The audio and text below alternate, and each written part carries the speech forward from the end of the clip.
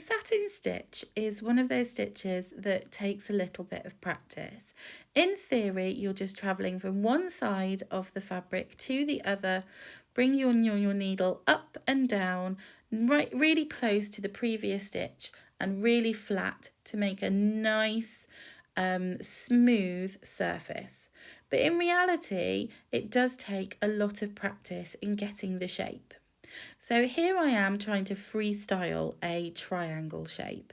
This probably would have been easier if I'd have drawn one, but I'm just demonstrating that you're basically bringing up your thread really close to the previous stitch.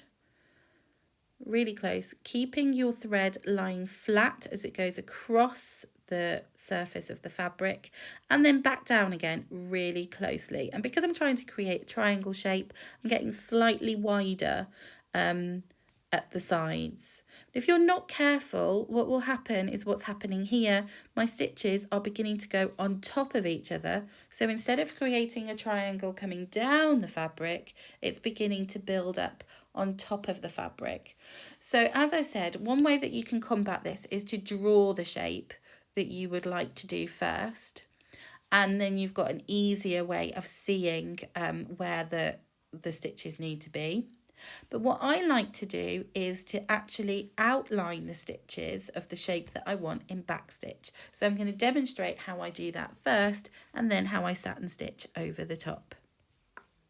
Here I have made a backstitch triangle and I'm going to start satin stitching over the top. So I'm going to pull my thread out from the left and I'm going to put the needle back in and out again just underneath where I came out. So you are threading your thread from one side to the other, put your needle opposite and then back out just slightly under where you came out before. If I move that thread out the way, you can see it a bit easier. And gently pull the thread, not too quickly and not too tightly, otherwise it will really pull. You can see it pulled that back stitch in a little bit there. So you need to pull not too tightly, nice even tension as you are going across the shape. And the reason that I do a back stitch there is it just gives me something to squeeze my stitches onto. So as you can see, I'm going from one side to the other, just as I was doing above, but now that I've got that back stitch triangle there, it's keeping a little bit of its shape by itself so that I don't have to worry too much about the final shape. I'm going to pull that needle gently through. And then as it gets closer, I'm going to use my needle to push the thread to where I want it to be so that the stitches are not lying on top of each other, they are lying to the side of each other.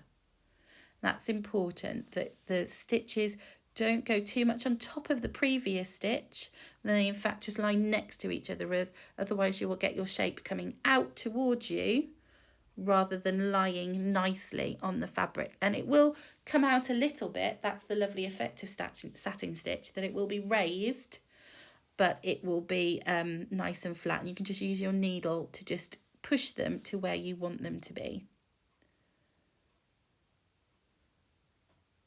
I can see that I'm going slightly higher on the left. I'm starting to do diagonal stitches. So I'm going to try and correct that by going a bit straighter across the bottom.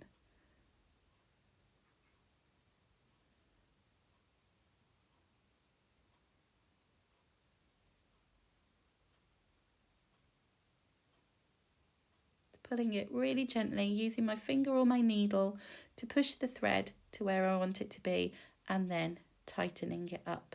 Satin stitch is a lovely stitch, a lovely effect for petals and leaves, and lots of different uses in embroidery, but it is something that you need to practice and you definitely get better at over time.